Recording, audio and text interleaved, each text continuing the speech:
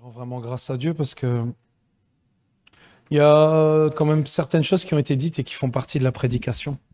Parce que c'est vrai qu'on a besoin, même Christine, c'est bien parce qu'elle était venue me dire justement que elle espérait que le chant Merci pour la croix, c'était celui-là que j'allais mettre. Donc voilà, Dieu fait bien les choses. Et on a besoin d'être enseigné justement pour ne pas perdre de vue le but, pour ne pas perdre de vue justement tout ce que l'on a parlé depuis tout à l'heure.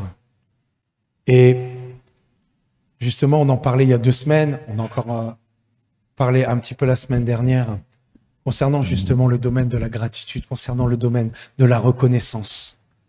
Et je n'avais pas justement donné d'exemples concrets justement sur là où il y avait eu justement un manque de reconnaissance, parce que c'est important. Tout ce qui a été donné l'a été pour notre instruction. Tout ce qui a été donné l'a été justement pour que nous puissions tirer des leçons de ce qui s'est passé précédemment. Et avant justement de continuer, je voulais développer, je pensais justement à certaines personnes, et je voulais développer un point que je n'avais pas encore développé la semaine passée. Parce que c'est vrai que nous venons de divers horizons différents, nous venons de différents milieux, nous sommes arrivés à Christ avec certains bagages, et je sais de quoi je parle. Nous avons parfois grandi, et c'est ça que j'ai pas encore assez parlé la semaine dernière, nous avons parfois grandi avec des valeurs différentes, un entourage différent, des parents différents. Et c'est par cela que nous nous sommes forgés, que nous nous sommes construits, en bien ou pas en bien, je dirais. Et c'est vrai que pour les plus chanceux, je dirais pour les plus chanceux, il y a eu des valeurs qui ont été données, ils ont grandi avec des parents excellents, des bons parents, parfois même connaissant Dieu, tandis que d'autres, justement, ont grandi dans des foyers où dès le plus jeune âge, justement, il y a eu de la douleur, où il y a eu de la souffrance. Et je pense que beaucoup se reconnaîtront aussi dans ceux qui nous regardent. Il y a eu beaucoup de douleur, beaucoup de souffrance, parfois même, jusqu'à parfois de la maltraitance, tant à la maison qu'à l'école. Et je sais de quoi je parle. Ils ont été rejetés de toutes parts, avec des parents qui n'ont pas rempli leur rôle. Ou parfois même certains ont grandi sans parents. Et tout ce que je viens de dire justement, un peu au-dessus, ça laisse des traces. Et d'ailleurs, justement, Agathe nous a donné un bon enseignement concernant la paternité de Dieu, de ce qu'était un véritable père et de ce qu'était son rôle. Car beaucoup, malheureusement, ne l'ont pas connu, n'ont pas connu cela et ne savent pas ce qu'est un papa. Et comme on le dit toujours, on ne peut parler réellement de ce que l'on a vécu. Ce que l'on n'a pas pu expérimenter, on ne peut ni le comprendre réellement, ni le connaître. Et c'est d'ailleurs pour ça que des enseignements sont donnés. Et je reviens avec ce verset qui nous dit que, justement, toute parole est inspirée de Dieu et utile pour enseigner, pour instruire. Tout ce qui a été donné dans la parole l'a été pour notre instruction. Et c'est pour ça que, justement, des enseignements sont donnés afin d'apprendre à connaître Dieu, apprendre qui il est, avec ses nombreuses facettes qui sont toutes aussi merveilleuses les unes que les autres. D'apprendre à le connaître dans son rôle de père, pour tous ceux qui ne savent pas ce que c'est. Et c'est vrai que je connais pas mal de personnes autour de moi, chrétiens ou non justement, qui viennent de ce genre de milieu où il y a eu des traumas, où il y a des choses qui se sont installées. J'ai peut-être pas grandi avec les meilleures valeurs, mais franchement, comparé à cela, j'ai vraiment pas à me plaindre. Il y a eu beaucoup de choses négatives dans ma vie, dans mon enfance, et il y a eu des traumas qui se sont mis en place dans ma vie. Et j'aurais voulu connaître le Seigneur justement plus tôt. J'aurais espéré de tout mon cœur connaître le Seigneur et pouvoir me reposer sur lui dans les moments les plus sombres de ma vie. Et je suis heureux aujourd'hui et je rends grâce à Dieu de ce que sa grâce est venue jusqu'à moi, de ce que sa grâce s'est approchée de moi. Parce que c'est vrai que à la base, je ne venais de nulle part. Christ a commencé justement à me façonner, à m'instruire, à me construire, à me donner, comme Agathe le disait, à me donner un amour incomparable. J'ai eu dès le début de ma vie chrétienne justement de bons enseignements qui m'ont aiguillé dans mes choix. Des conseils qui m'apprennent toujours plus à maintenir cette connexion et cette relation précieuse avec notre papa. Et qui font qu'aujourd'hui, je suis à l'opposé, et c'est vrai, je le dis souvent, je suis à l'opposé de ce que j'étais hier, complètement. Si vous saviez, vous n'auriez même pas voulu me connaître avant. Et j'apprends toujours plus à connaître Dieu, sa paternité, et je lui rends grâce, je le remercie. Et ce qui réjouit mon cœur, c'est que, comme l'a dit Agathe, c'est que Dieu sera avec nous tous les jours jusqu'à la fin, mes amis. Et rien, comme on l'a dit dans ce chant, rien ne peut nous séparer de notre Père Céleste ni de son amour. Et là où je désire en venir justement, c'est au fait que nous pouvons parler de ce que nous avons vécu. Et c'est vrai que celui qui a vécu une enfance difficile, tout ce que j'ai cité plus haut, n'a pas expérimenté ce qu'était un véritable papa, n'a pas expérimenté ce qu'était un véritable père, n'a pas expérimenté ce qu'était la véritable reconnaissance et la gratitude d'avoir eu de bons parents, un bon foyer, une bonne enfance. Et ces aspects justement qui découlent de l'amour ne viennent pas seuls. Comme le dit, il y a une expression qui parle dans ce sens-là. Mais c'est en Dieu, c'est en apprenant à le connaître que nous pouvons véritablement expérimenter sa paternité. Amen. Et justement, je ne l'ai pas donné celui-là, mais 2 Corinthiens 6, 18 nous dit « Je serai pour vous un père et vous serez pour moi des fils et des filles, dit le Seigneur Tout-Puissant. » Amen. On a un père qui est extraordinaire. Et on va justement développer cette prédication avec quelques exemples justement où il y a eu ce manque pour nous rappeler justement à quel point nous devons honorer Dieu, à quel point nous devons sans cesse être reconnaissants.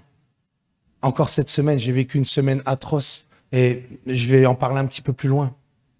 Et c'est en développant cette relation de cœur à cœur, en creusant en profondeur dans sa parole. Et c'est en l'expérimentant que nous savons pourquoi nous sommes constamment dans la gratitude, pourquoi nous sommes constamment dans la reconnaissance envers notre Père Céleste. Et ici, c'est vrai que je voulais en particulier aussi m'adresser à tous ceux qui ont été brisés, qui ont été marqués par la vie et qui se reconnaissent justement dans ce que je dis, qui ont commencé à connaître Dieu ou qui connaissent Dieu, mais qui ont un lourd passif. Et encore une fois, c'est vrai que je m'adresse à ceux qui nous regardent, peut-être qui nous regardent, qui ont un lourd passif derrière eux.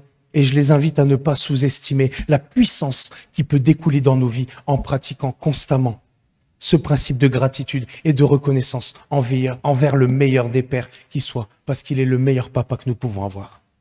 Et ne pas sous-estimer à quel point cela lui plaît lorsque nous lui exprimons, comme d'ailleurs nous avons pu le faire aujourd'hui, comme d'ailleurs Christine a pu nous en parler aujourd'hui. C'est vrai que le chauffage assèche, c'est vrai que je me sens asséché, mais... Et justement, en parlant de ça, si justement à un moment donné, vous ne savez pas, bon, peu importe, vas-y, je ne veux pas te priver d'eau non plus, hein. Merci.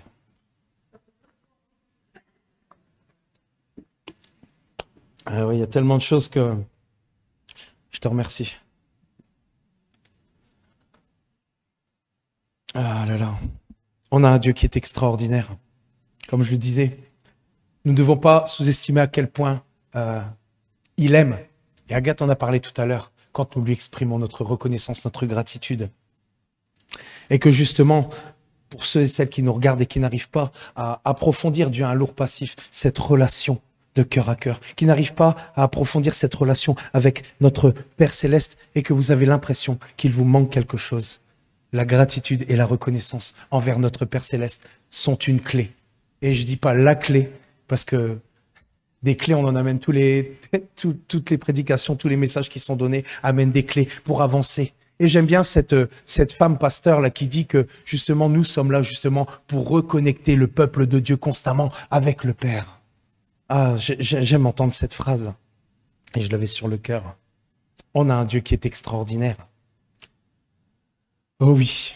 Et c'est vrai que sur cette petite parenthèse justement, je voulais continuer sur le chemin de la gratitude avant d'entamer justement celui de la louange.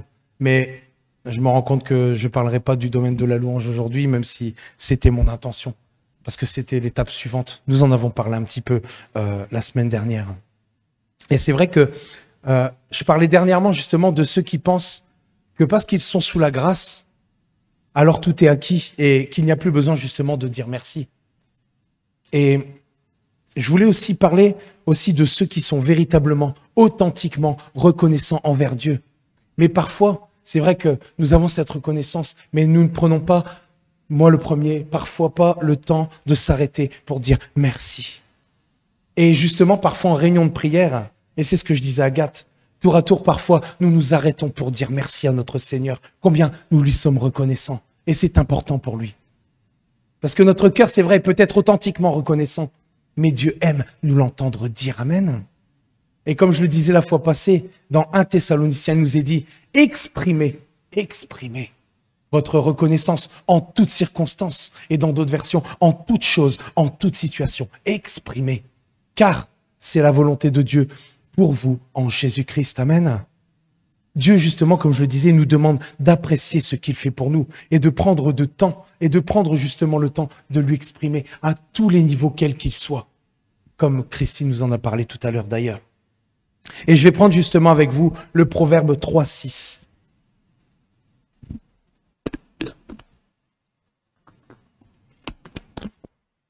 Elle me sauve cette bouteille d'eau. Merci Agathe. Et ici, c'est vrai qu'il est marqué « Reconnais-le », donc reconnais Dieu dans toutes tes voies, et il aplanira tes sentiers. Et ici, je regardais un petit peu, il y a plusieurs définitions, mais ici, le mot « reconnaître » nous parle aussi de confesser, de déclarer.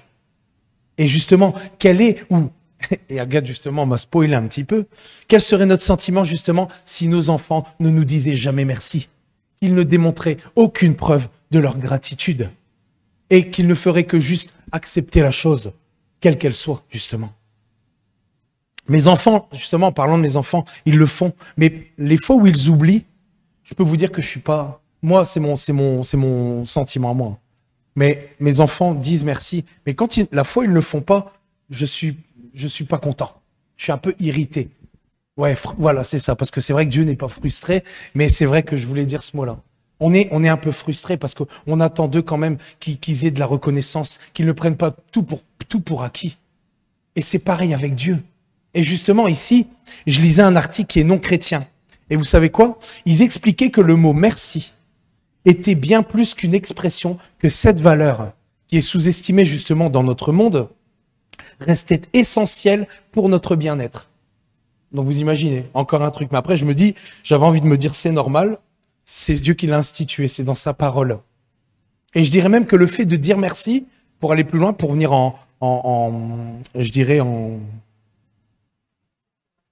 confirmation de l'article, exactement, que c'est le merci, la reconnaissance, et pour notre bien-être spirituel. Amen. Et justement, nous devons changer parfois nos habitudes et prendre le temps de remercier Dieu constamment, de l'exprimer, et ce, dans tous les domaines de notre vie.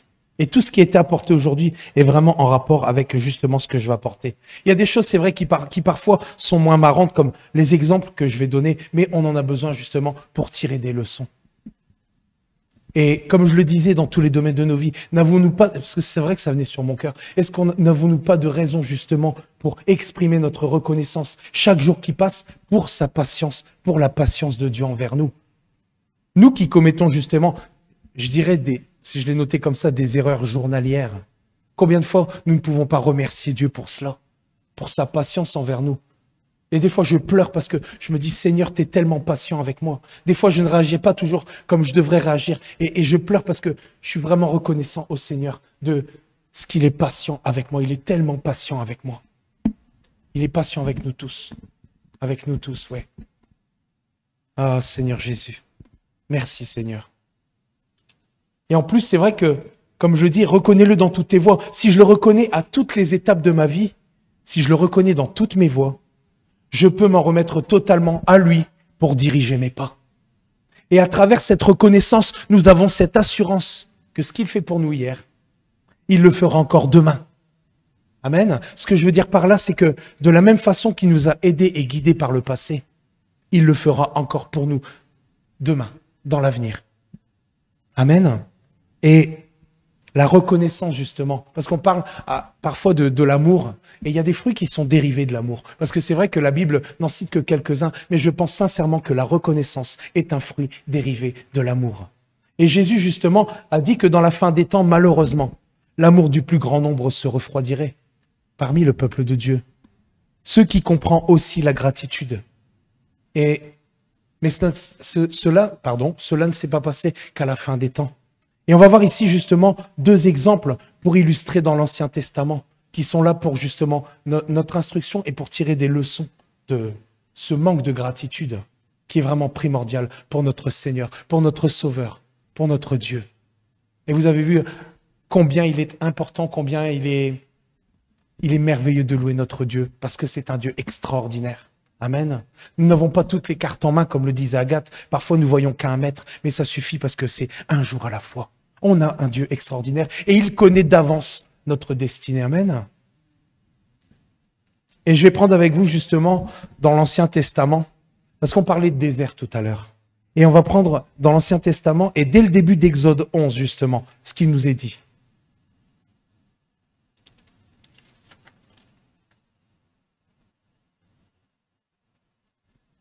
Il nous est dit, le peuple murmura, et cela déplut aux oreilles de l'Éternel. Lorsque l'Éternel l'entendit, sa colère s'enflamma. Le feu de l'Éternel s'alluma parmi eux et dévora l'extrémité du camp. Et justement, pour moi, il y a un terme ici qui s'oppose justement à la reconnaissance, et c'est le murmure contre Dieu. Ce même peuple, justement, qui avait vu les miracles de l'Éternel en Égypte, qui avait vu la séparation de la mer Rouge en deux, qui avait été délivré de la main des Égyptiens, je reprends mon souffle, qui étaient guidés dans leur chemin, imaginez-vous, ils étaient guidés dans une colonne de nuée pour les guider le jour et dans une colonne de feu pour les éclairer la nuit. Dieu était avec eux, il ne manquait de rien. La main du ciel tombait tous les jours pour eux. Et malgré cela, qu'est-ce qui s'est passé ? Imaginez-vous tout ce que le peuple hébreu a vécu quand il est sorti d'Égypte. Tous ces miracles, tous ces prodiges que l'Éternel a fait. Qu'est-ce qui s'est passé pour eux? C'est qu'ils commençaient ici à devenir ingrats. Et ils se détournaient contre l'Éternel en murmurant au sujet de la viande. Ils avaient vécu tellement de choses. Et je vais prendre avec vous dans la continuité, dans Nombre 11.4. On va continuer un petit peu dans le... J'ai pas pris tout le chapitre, mais on continue un petit peu plus loin pour prendre les endroits clés. Qui nous dit, le ramassis de gens qui se trouvaient au milieu d'Israël fut saisi de convoitise. Et même les enfants d'Israël recommencèrent à pleurer et dire, qui nous donnera de la viande à manger? Ils se sont soulevés à ce moment-là, ils ont murmuré, ils se sont soulevés contre Dieu en venant se plaindre à Moïse. L'ingratitude commençait à prendre place, allant jusqu'à rejeter la grâce du Seigneur, et on va le voir juste après, qui les avait libérés et s'opposant à son plan concernant Canaan. Mais une fois de plus, qu'est-ce qui s'est passé? Moïse s'humilie et il crie à Dieu en faveur du peuple. Heureusement que Moïse était là. Et je vais prendre avec vous un petit peu plus loin dans Nombre 11, 18.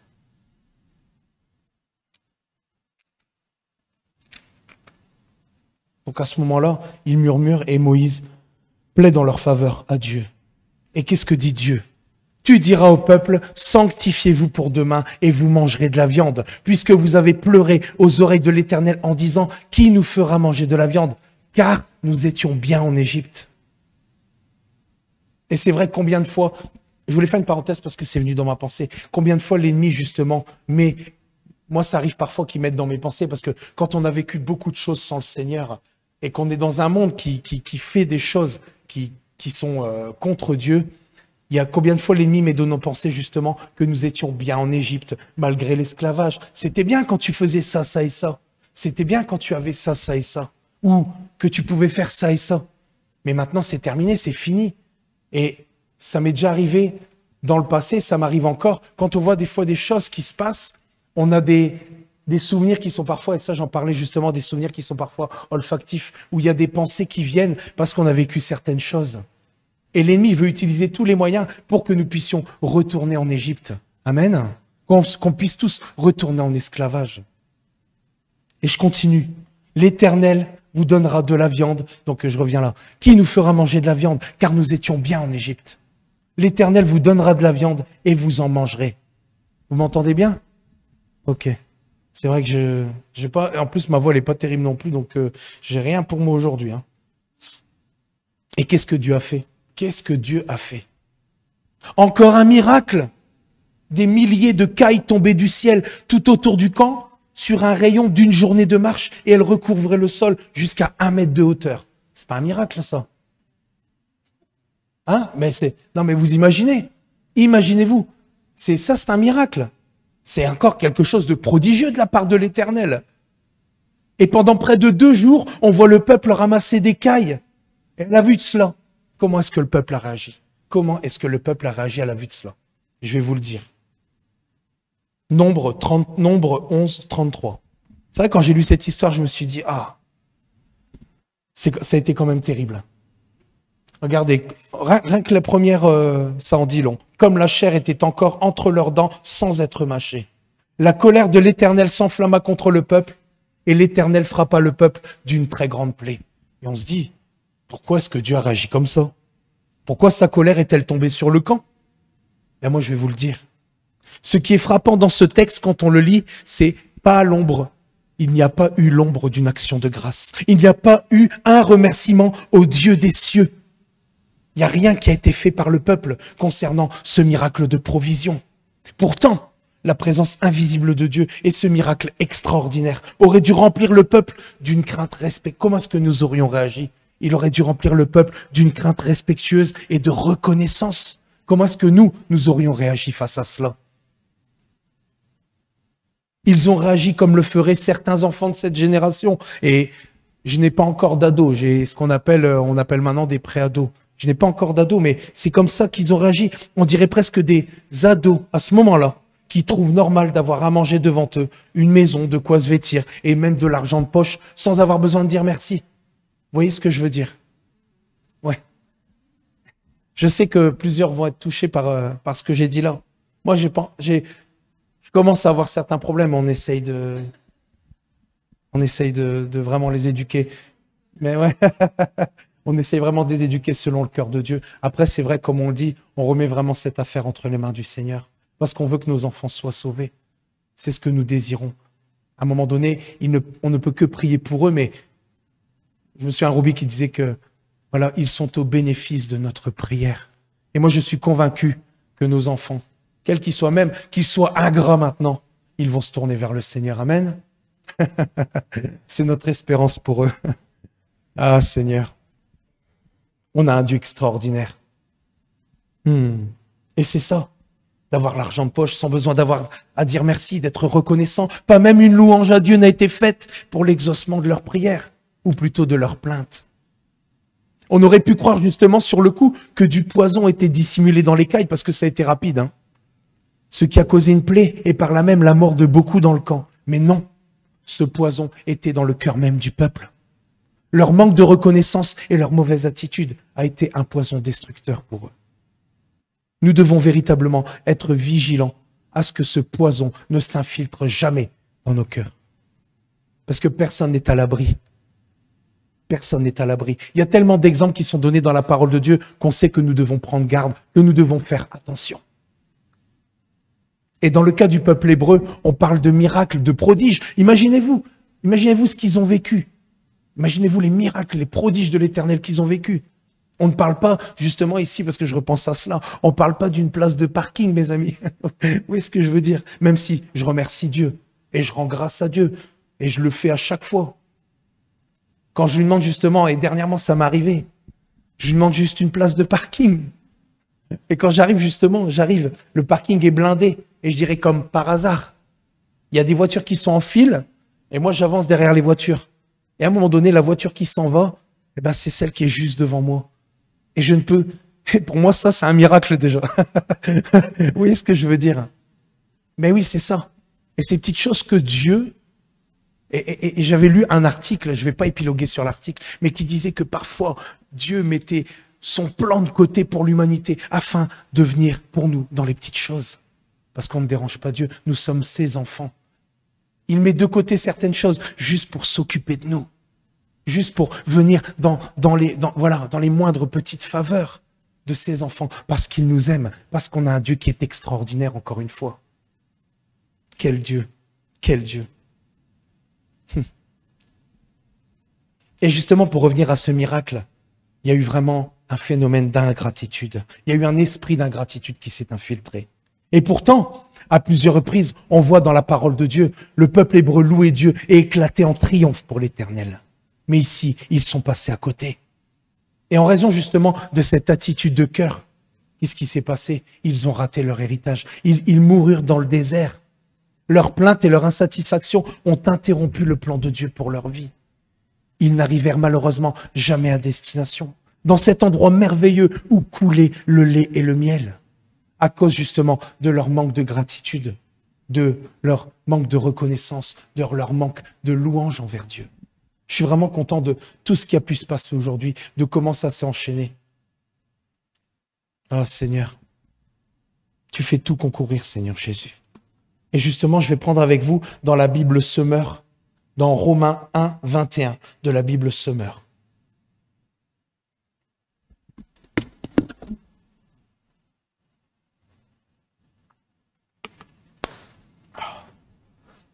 Ça fait du bien. Toutes les bonnes choses ont une fin. Car alors qu'ils connaissaient Dieu, ils ont refusé de lui rendre l'honneur que l'on doit à Dieu et de lui exprimer leur reconnaissance. Ils se sont égarés dans des raisonnements absurdes et leur pensée dépourvue d'intelligence s'est trouvée obscurcie. Et vous savez, à chaque fois quand si la parole nous en parle de tout cela, c'est que cela existe et que personne n'est infaillible. Les deux premières étapes que Paul nous donne ici, c'est qu'ils n'ont pas glorifié Dieu comme étant Dieu pour qui il est et ce qu'il a fait. Et ils sont tombés, malheureusement, dans l'ingratitude. Et je voudrais prendre justement un autre exemple qui est bien connu, on en a souvent parlé dans la parole, et qui est aussi donné pour notre instruction. Et je vais prendre avec vous Luc 17, 11, 14.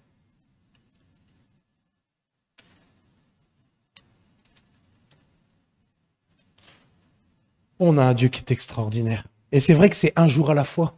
Et c'est ce que voulait faire Dieu. Parce qu'au final, Dieu, pourquoi, je fais une parenthèse ici, pourquoi est-ce que Dieu avait emmené le peuple dans le désert?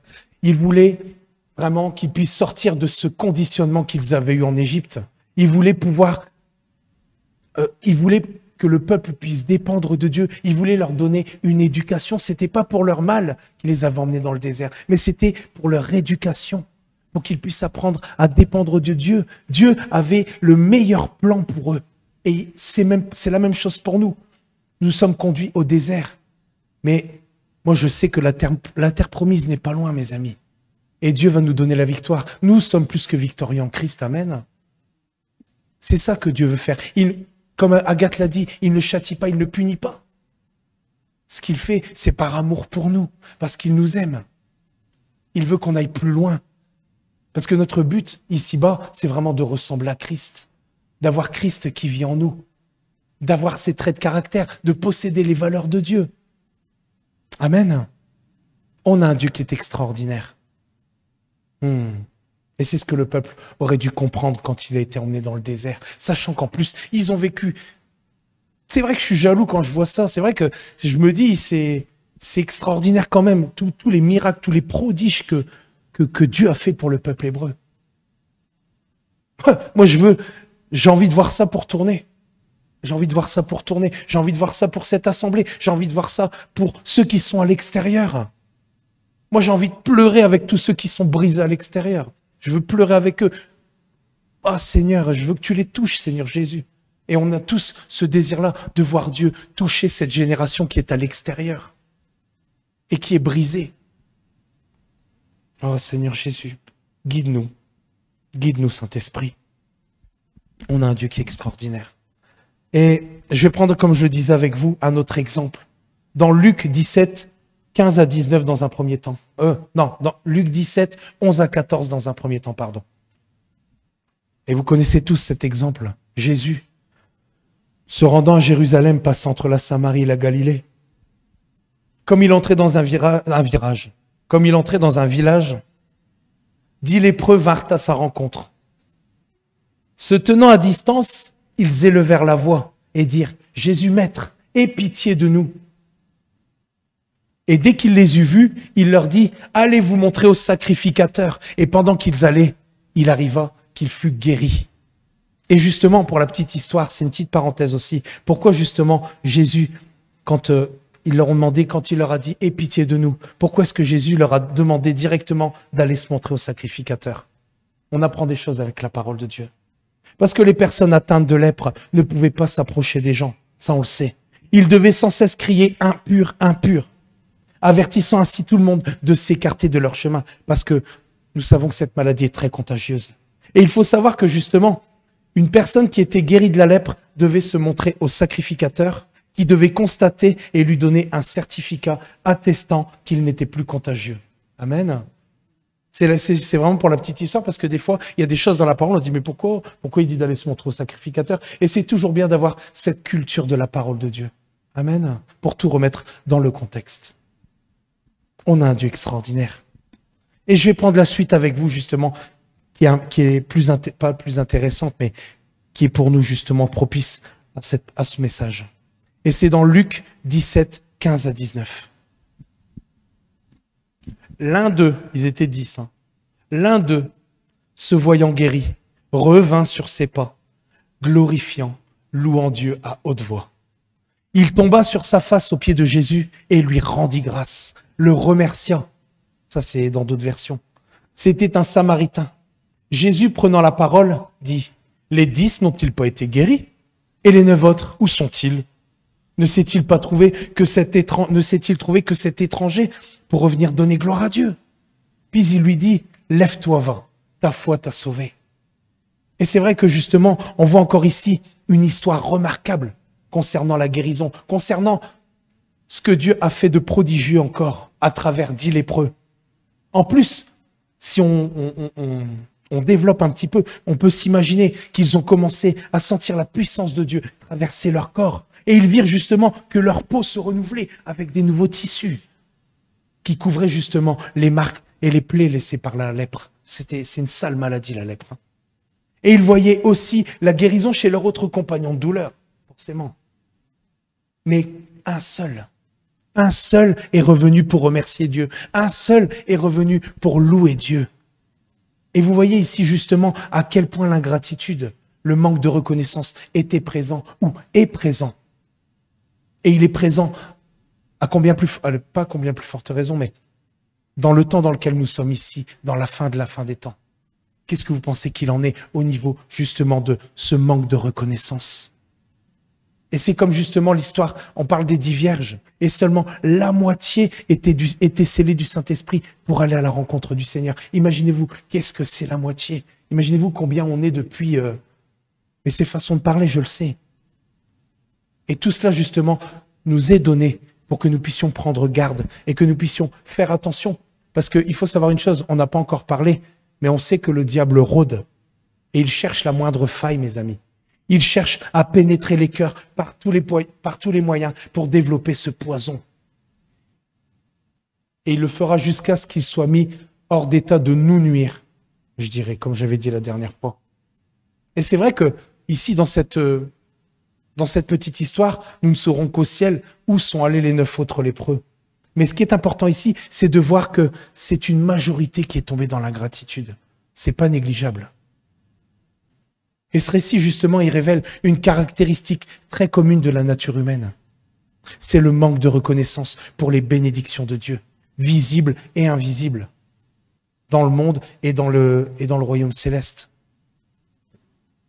Et combien sont venus dans cette... Je parle de cette assemblée, mais je parle d'ailleurs, je parle de l'Église en général. Combien sont venus dans cette assemblée, ici et ailleurs? Combien trouvons-nous de personnes comme cela aujourd'hui? Combien ont été guéris? Ça, je sais que vous en avez connu à l'appel. Combien ont été guéris, touchés par le Seigneur et délivrés, puis n'ont jamais dit merci ou l'ont ingratement abandonné, ont ingratement abandonné le Seigneur. Et il y en a eu. Il y en a beaucoup qui se fixent sur le Seigneur et ils prient car ils sont dans une situation de besoin ou de manque. Et ils demandent à Dieu de venir changer leurs circonstances actuelles, comme la prière de plainte du peuple hébreu auprès de l'Éternel, comme le peuple hébreu l'a fait. Et c'est l'après qui détermine la véritable attitude du cœur. Ils crient à Dieu pour qu'il ait compassion d'eux, pour qu'il les aide, comme l'ont fait les lépreux. Mais on peut parler aussi à quel que soit le niveau. Et comme les lépreux, ils ont appelé Jésus maître. C'est vrai, ils l'ont appelé Jésus maître. Mais dès que la bonté de Dieu s'est manifestée dans leur vie et que leur besoin a été satisfait, qu'est-ce qu'ils ont fait? Ils ont continué leur route comme si de rien n'était. Comme si ils n'avaient rien à donner en retour. Comme si tout leur était dû. Et c'est ce qui se passa justement dans le cœur des 9 lépreux.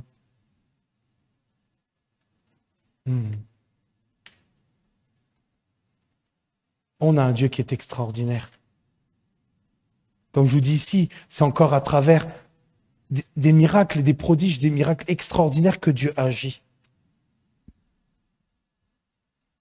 Excusez-moi. Oh oui, on a un Dieu extraordinaire. Et je veux toujours le dire. J'ai passé une sale semaine. J'ai passé une sale semaine, horrible.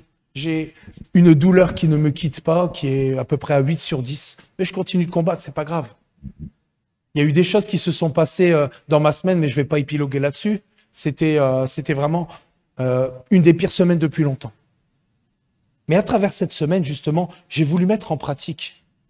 Agathe nous a parlé de la reconnaissance. J'ai parlé aussi de la gratitude, de la reconnaissance. Eh bien, vous savez quoi? J'ai jamais autant loué, j'ai jamais autant été reconnaissant envers Dieu. Et vous savez ce qui s'est passé? C'est qu'en faisant cela, j'aurais eu toutes les raisons de pouvoir murmurer, j'aurais eu toutes les raisons de me décourager. Eh bien, vous savez quoi? En faisant cela, j'ai fait ça toute la semaine, mais avec vraiment un cœur sincère. Ben, vous savez que je suis resté vraiment dans cette perspective qu'on a un Dieu extraordinaire, qu'il mérite d'être loué, qu'il est digne d'être loué. Je l'ai remercié toute la semaine et je suis resté vraiment dans cette perspective de... Je ne sais pas vous expliquer le sentiment que j'ai, mais le Saint-Esprit est là, mes amis. Je n'ai même pas... Si, c'est vrai, j'ai pu à un moment donné peut-être me décourager, mais c'était vite balayé. Quand on reste vraiment dans cette gratitude, dans cette reconnaissance, indépendamment de tout ce qui peut nous arriver, parce qu'on a le roi des cieux qui est sur nos vies, mes amis. Et il est digne, il est tellement digne. J'ai arrêté de me centrer sur moi, j'ai arrêté de me centrer sur mes problèmes, j'ai arrêté de me centrer sur ce qui se passe dans le monde. Et c'est à ce moment-là que j'ai pu vraiment être reconnaissant. C'est à ce moment-là que j'ai pu louer Dieu librement, indépendamment de tout ce qui peut nous arriver. Parce qu'on a un Dieu qui console, mes amis. C'est pas pour rien, et Roby, c'est vrai, on parle souvent de l'esprit de consolation. Nous avons le consolateur, il est là pour nous. Et il nous maintient vraiment dans sa joie, dans sa paix. Je lisais là, et c'est vrai que je ne devais pas en parler aujourd'hui, mais quand on dit exprimez votre reconnaissance, justement, juste avant, il est marqué « Soyez toujours joyeux ». Qu'est-ce que ça veut dire? C'est impossible. Des fois, on est dans des situations qui sont très compliquées et on se dit, mais Seigneur, comment est-ce qu'on peut être joyeux tout le temps comme ça? Mais c'est par l'Esprit, mes amis. C'est Dieu qui nous donne cette joie. On ne peut pas rester joyeux et quand on rend un culte à Dieu pour lui dire merci, on sait qu'on est reconnaissant par notre esprit parce qu'on sait que parfois notre âme est en souffrance. Et Dieu apprécie, moi je vous dis une chose, c'est que Dieu apprécie le sacrifice de louange. Dieu apprécie le sacrifice de notre reconnaissance. Amen. Indépendamment de tout ce que nous pouvons vivre. On a un Dieu extraordinaire. Et je vais encore le souligner. Et c'est important de ne pas oublier. Parce que quand on voit l'expérience ici, beaucoup ont oublié. Beaucoup oublient. Des fois, on se laisse, comme je le disais en réunion de prière, quand je priais, on se laisse parfois occulter par les situations, on se laisse occulter par les épreuves de la vie, par tout ce qui se passe autour de nous. Et à ce moment-là, nous oublions, nous rentrons dans la plainte et nous oublions de rendre grâce à Dieu. Nous oublions cette reconnaissance que nous devons avoir envers Dieu constamment.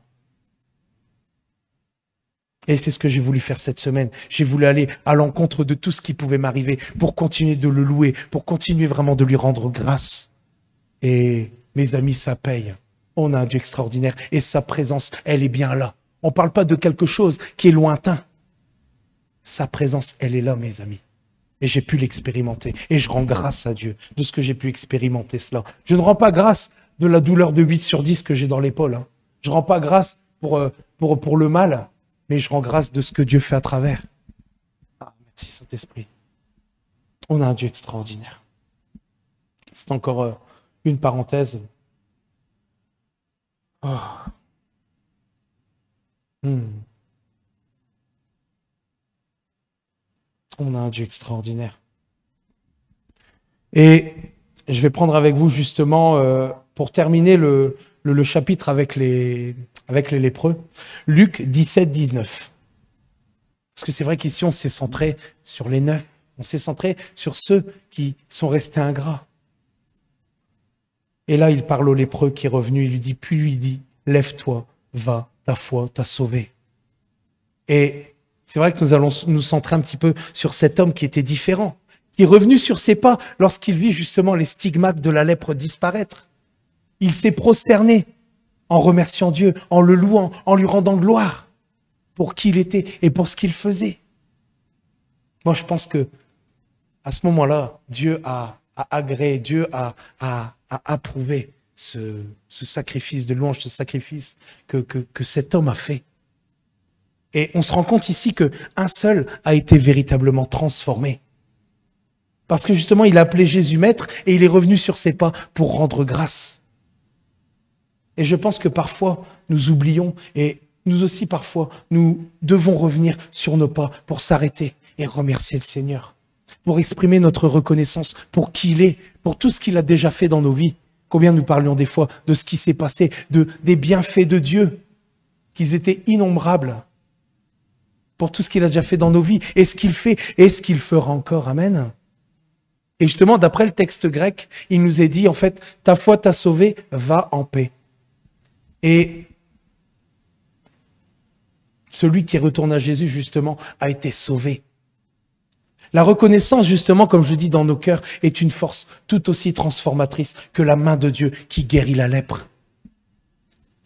Et ce que je veux dire, c'est la vérité, mais je dirais même qu'un cœur qui a été véritablement transformé par la main de Dieu est un miracle plus grand qu'un corps guéri.